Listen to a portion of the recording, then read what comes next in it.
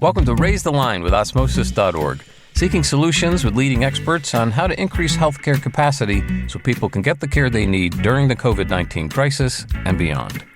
Hi, I'm Dr. Rishi Desai, and today on Raise the Line, I'm happy to be joined by Dr. Beth Smolko, President of the American Academy of PAs. Dr. Smolko is also a nationally recognized speaker and author on topics in telemedicine, including legislative barriers and access to care issues. Dr. Smolko's passion for accessible, effective, and compassionate patient care led her to found a nonprofit called The Heart of Medicine, dedicated to delivering primary care to poor and underserved communities. Thank you so much for being with us today. Thank you so much, Rishi, for having me on the program today. Thanks. Well, I'd love to just start, it's COVID and everyone is kind of doing their best. So just how are you doing? How's your family doing right now? Thank you so much for asking. We are doing okay. I did have COVID last year in April. In fact, a long hauler that is slowly recovering. It was interesting to see Dr. Fauci call out post-acute sequela for COVID the other day. So a lot of people are still recovering many months afterwards.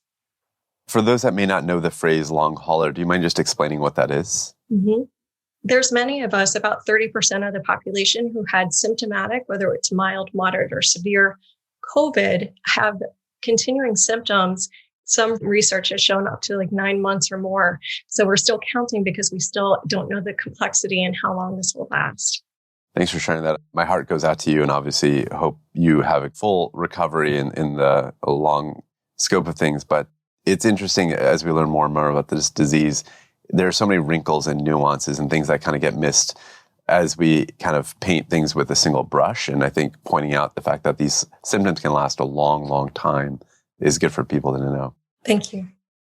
I'm curious, you have such an interesting background and obviously you're on the cutting edge, the bleeding edge of things like telemedicine. And you also have this kind of deep, deep passion for things like how to get good care out to communities that may not be able to get that care. Can you just maybe rewind for me and get back to the part where, how did you first get excited about healthcare? What was that first kind of initial spark for you? Well, growing up, my family didn't have really good health insurance. So I saw firsthand how a simple trip to the doctor would put my family in a very precarious financial situation. And that's if we could actually get to the doctor. So we had both cost and access issues. And it was definitely a driver for me wanting to be a healthcare provider and specifically in underserved communities. But even as a kid, I knew I wanted to go into medicine. I'm also a first-generation college student, so I didn't always see the path to get there, nor did I have tools like medical role models, time management, financial resources to really know how to achieve my goals. But after college graduation, I was lucky enough to get a job working in a lab at NIH, where I had great role models who fed my hunger for science and really helped me grow in confidence. I took some graduate classes, but the further I got into research, the more my desire for being around patients grew. And so I left NIH to get married and start a family. And despite the challenges of motherhood and academic studies, I decided to go back to school to become a PA. And my first day as a PA student was like falling in love. I was so excited to learn about medicine, and I really knew that I had found my calling. That's incredible. And I'm just kind of trying to put myself in your shoes. So you said you didn't have a lot of mentors initially, and something got you excited about the NIH, like that part. How did that happen? What did you see a flyer, or how did you even learn about the NIH? How did that work for you? It's a great question, because back in the days when we had newspapers, I literally circled this opportunity in a newspaper ad and applied to it. So I was very fortunate to get in there. And then going for the NIH, I'm just imagining, because I've never been at the NIH as an employer or anything like that, but one thinks of a very research-driven place. And so how did you go from being in that kind of milieu to then deciding to pursue a career as a PA? How did that happen? Well, I think for me, I just kept on noticing there's something called Building 10 in the campus. And I was in Building 37, where we were doing research with murine models for plasmacytomas, cancers, blood cancers. And I always felt this urge that I wanted to be in Building 10 more so than Building 37, just really wanting to connect with people. Got it. That makes a lot of sense. And so you were curious about building 10. You decided to throw your hat in the ring and pursue this career. And then you're now at like what I would think of as kind of the pinnacle. I mean, you're the president of the American Academy of PA. So how did you get to that spot in your career? How did that work out? It started as a student. So I know you have a lot of students that follow you. So really, it was me kind of stepping up as a leader in my class and being a student diversity rep for the Student Academy of PAs, and also then being chosen as the lead student representative for the family practice PAs in the country. So that kind of got me into this mode of leadership and gave me a lot of opportunities. I eventually moved all the way up to president of the family practice PAs and then on to the board of directors for the Academy. And for those that may not know, do you mind just walking me through kind of what is the mission, the day-to-day? Like, what does that organization kind of feel like as you live and breathe it? Sure. The American Academy of PAs represents over 150,000 PAs in the US who work in every medical specialty and setting. And our mission is really to lead the profession and empower our members to advance their careers and enhance patient health. Our vision is PAs transforming health through patient-centered, team-based medical practice. And I would say the last year, at least to my knowledge, has been probably the most like drastic change the healthcare industry has seen, at least in a while. And how does that shape the PA mission and also how people are training? You know, thinking about things like telehealth and working at distance and working across state borders and all that kind of stuff. In June, we actually, speaking of telehealth, the AAPA surveyed our members about the use of telemedicine. And the good news is that almost 2 out of 3 PAs said that they are currently using telemedicine. But prior to COVID, so our last survey before that was in February of 2020, and only 1 out of 10 were using it at that time. There were several challenges identified in the survey that providers, employers, and lawmakers have to work together to address. And they found that from as far as the PAs in the survey, connectivity issues for patients were a problem, comfort, familiarity. And on the provider side, reimbursement services, access to equipment, and education and training were a barrier to telemedicine. But these are all things that we can overcome, which is great because we see that growth in our colleagues getting familiar with telemedicine and our patients too. That makes a lot of sense. Do you feel like a lot of the PAs at this point that are not using telemedicine, do you think that they're folks that are likely to start using it, or are they folks that probably at this point wouldn't want to do that for whatever reason? I would say that everybody will have a touch point with telemedicine, regardless of your specialty. So we know even surgical PAs are doing their, post-op and some pre-op visits online and via telehealth. So I think that we're going to continue seeing this touch every specialty. And so soon you'll see 10 out of 10 of those PAs actually doing that. So now this question is very selfish in nature. And I'll tell you, I'm a telemedicine clinician. I do telemedicine. What are some of the things that you think most telemedicine clinicians don't know, but should know? Like, what are some of the best practices, things that I might listen to in a minute and be like, oh my gosh, I can't believe I didn't do that. That's right. I need to do that immediately. What are some of those things? Well, I think that depending on the situation. So when we think about even healthcare organizations as a whole, we need to make sure everybody understands telehealth technology, at least for the sake of patient care and workflows. Having that alignment from top to bottom, from the person who's, kind of controlling the whole umbrella to the bottom, that patient, that end user, really helps ensure everybody within the organization understands when and how telehealth can be deployed from one patient to the next and can proactively flag opportunities to bring a patient into the use of telehealth for their care. And you can create this friendly, very patient-friendly digital front door. And I love that phrase. A patient shouldn't have to find telehealth within their organization. Rather, routine workflows and accessing care should present telehealth as an option wherever and whenever possible. A thoughtful digital front door has multiple benefits as well. Access to telehealth, of course, but also more effective channel routing can help to ensure a patient is connected to the right care, the right provider at the right time in the right place. So this can help take some of our guesswork out of patients electing to access care and ensuring that they're choosing the right entry point consistent with their care needs.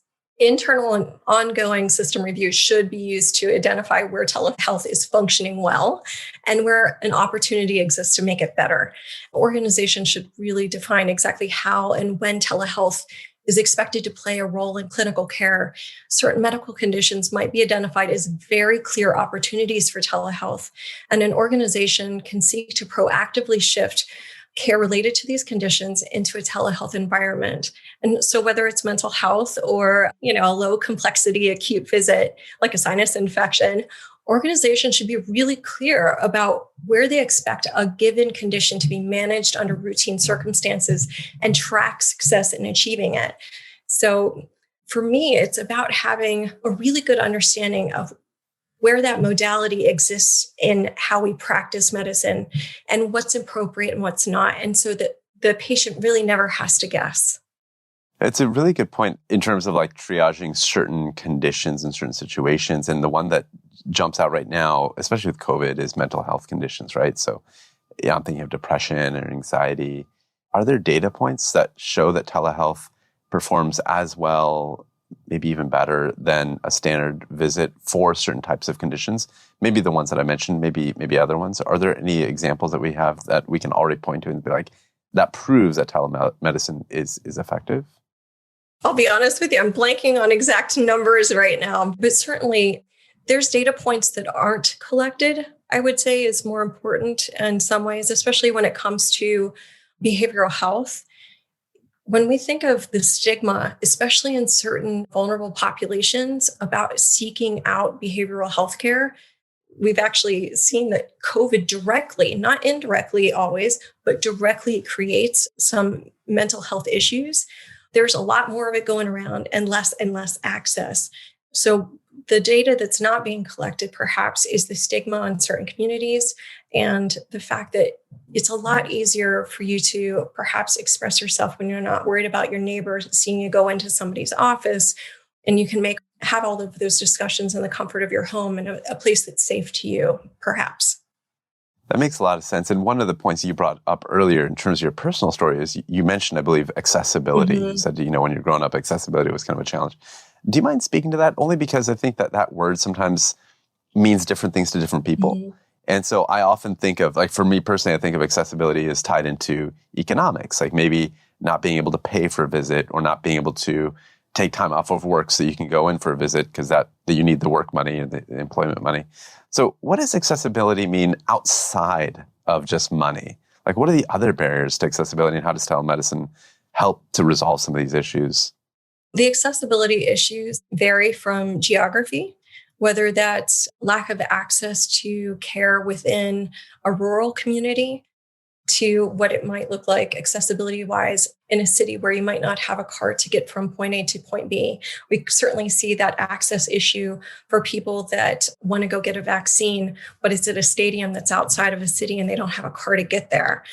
But for access when it comes to telemedicine and telehealth in general, I think of the fact that 80% of the population, whether you're Black, brown, or white, typically have a cell phone with access to a provider. And that percentage is so much lower for a laptop and other kind of technologies. But that cell phone, that one access point kind of brings us together. And also it gives us this general leveling of, or great equalizer is what I've called it in telemedicine and the healthcare provision, because everybody has the same access point into really great healthcare. That makes a lot of sense. And I think that number would just likely go up over time, as more and more people kind of use and get used to their cell phones. And it kind of makes me think, going back to what you're saying with AAPA, like how does AAPA or other organizations like that you may be working with, how do they think about cell phone usage or training clinicians to be more adept on their cell phones or to text with patients maybe, or, how do they, is that part of the strategic focus for the coming years? And if so, like, how does that roll in? Well, we definitely have created CME content to help providers actually focus on both safety, security, and really understanding what are the appropriate things to be addressing during a telemedicine visit. I think that's really understanding the scope of telemedicine or virtual visits is so important. So we have created a lot of educational content so that they can know what that looks like. And just texting a patient might not be the most secure way to handle it, but having a secure platform that the patient and you can actually interact is better for everybody involved. That makes a lot of sense. And I imagine that there's a lot of training around how to maintain security and balancing that against ease of use, right? Like it may be very convenient to, like, I'm just thinking out loud, to hop on a call or to text or to send, there are 100 ways to send a direct message nowadays, like WhatsApp and whatnot, and which ones are appropriate and which ones are not, and things like that. I guess going back to COVID then, what is in store for us in the coming months or years? Like, what do we expect, especially for PAs, like what do we expect their scope of practice to look like maybe 2 years from now? That maybe is quite different from what it was 2 years ago. Like, are there certain things that have really changed and are unlikely to ever change back? Well, I think there's definitely two parts to that, right? So what is changing and more broadly is that telehealth is this broad universe of technologies and approaches to care, from synchronous video-based encounters to remote patient monitoring, asynchronous and mHealth technology. The full suite of telehealth technologies is really just starting to scale.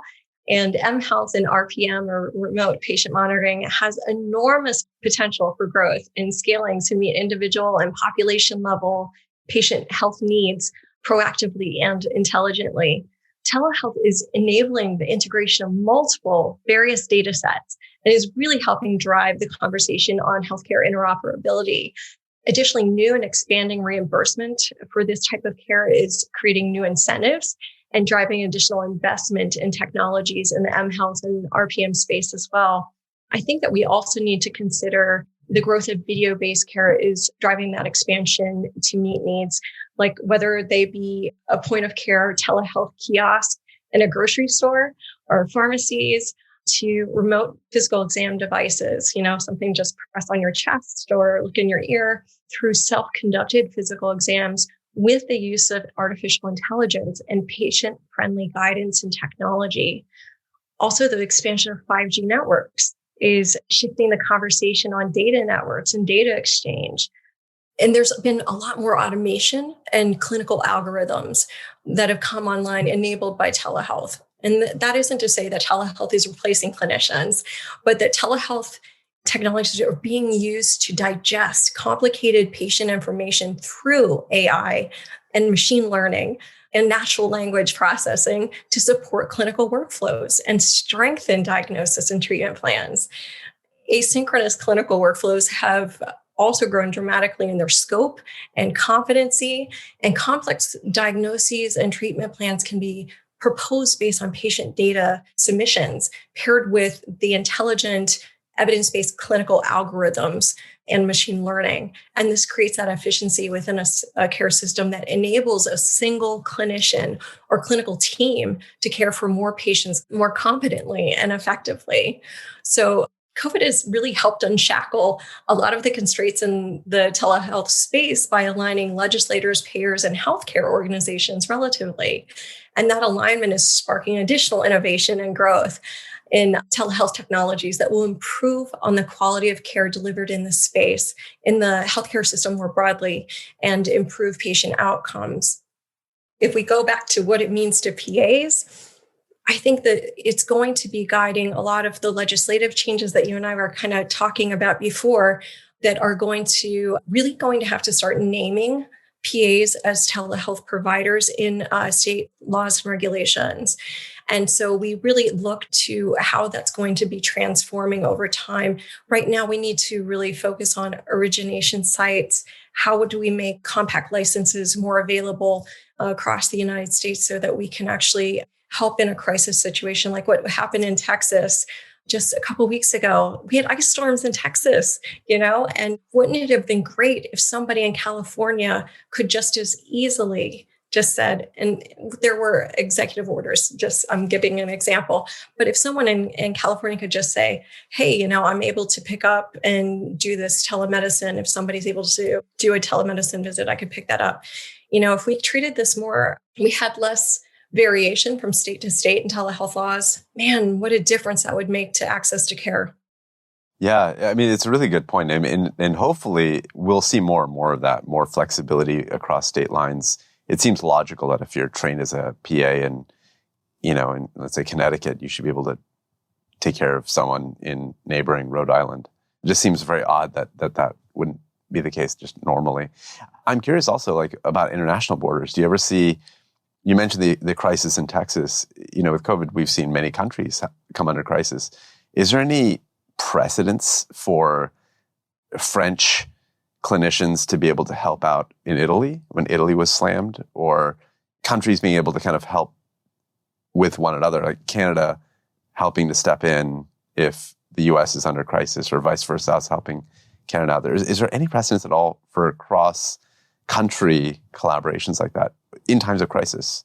I think that's a really great question. I don't have an example for you where that has happened via telemedicine outside of the employer space, where we have seen employer space telemedicine kind of crossing borders. But really, most of the time, that has been more in person, at least what I've experienced and seen, as opposed to going via telemedicine. But I certainly would love to be able to use telemedicine in Haiti, where I run clinics, because I want to be able to check on my patients, throughout the year, as opposed to just when I can get there to serve them.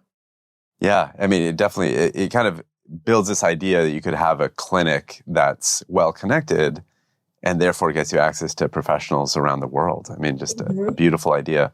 One of the core tenets of Osmosis is that we try to see ourselves as a continually learning organization, and we have a lot of students out there. I'd love to just have you teach us something, maybe a knowledge gap that you've identified that a lot of people have, something that would help fill in that gap. And it could be on any topic that you think makes sense. So for any of my students that will listen, they know that I'm really passionate about our profession. But the one gap that I see pretty universally is a lack of understanding about PA, the model of PA education, whether it's a patient or a provider. And our education was actually developed by physicians, and those physicians made sure that we had the required knowledge to safely and effectively treat patients. We don't learn less about medicine than any other healthcare provider. We just do it in a different time frame. Physicians were and still are actively involved in PA program accreditation and sit on committees for our very robust national certification exam. PA students are often in class all day long, every day, without breaks in their schedules. So no winter breaks or summer breaks. And this allows us to teach 100 plus graduate credits in 2 to 3 years. It's very difficult, but the teaching model works. And PAs have over 50 years and hundreds of millions of patient encounters to prove that it works. Appreciate you making that the teaching point. I decided to kind of better understand the PA profession myself and took it upon myself to learn about the PANCE and the PANRE. And as I was doing that, I was like, oh my gosh, this is remarkable. And it was disappointing to me that I hadn't learned earlier in my career about how the PA program is set up, because I feel like there's so much that not just MDs, but DOs, NPs, like other professions could learn from how PAs have established their training and hopefully adopt a lot of those principles, because they're obviously very effective. Thank you. So maybe a final point then is a lot of our students are coming out during COVID, and it's such a, let's call it a wacky time where the ground feels like it's shifting every week. Things are better. Now we have variants. Things are worse. Like it's just, now we have vaccine. Things are better. It just feels like there's up and down news every day. What advice would you have for someone that's coming out? Your personal story is just so inspiring. I mean, you've worked at these profoundly well-known organizations and institutions, and you're the president of the AAPA. And what advice would you have for someone young that's coming through and saying, like, how could I have that sort of career for myself? What would you say to that person? Well, I would tell students particularly that if they choose to be a PA, the U.S. News and World Report recently said that they would be choosing the very best job in the United States. I love our academic preparation. Our lateral mobility is not really emphasized enough. I think, we have to train and, get educated no matter where we go. It's not you can just slide from one position to the next. But the fact that we don't have alphabet soup after our name really allows us to be able to move from endocrinology to gastroenterology and other places. There's great opportunities for PAs, particularly in leadership in healthcare organizations, as I've seen, and the ability to provide medical care where it is needed most. PAs are medical experts that continue to grow throughout their career. We don't stop learning when we graduate. So when challenges like the pandemic come along, as a PA, you are able to flex within the healthcare system to meet patient care needs where they arise. If you're a PA student currently, you will soon be on the front lines of a very different medical world than when you started. Make sure you get the experience in virtual visits. Read a journal article every single day after graduation and never stop learning. Your patients are depending on your medical expertise and your compassion. So bring it every single day. That's a phenomenal message. I appreciate you ending on that note. It's very, very inspiring. I want to thank you, Dr. Smolko, for being with us today. Thank you so much, Rishi. I really appreciate the opportunity. Well, I'm Dr. Rishi Desai. Thank you for checking out today's show. Remember to do your part to flatten the curve and raise the line. We're all in this together.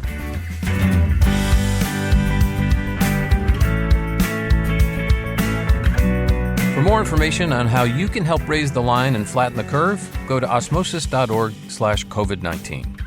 If you like this podcast, please share it on your social channels. You can also subscribe to the series and check out all of our podcasts at osmosis.org/raisethelines podcast.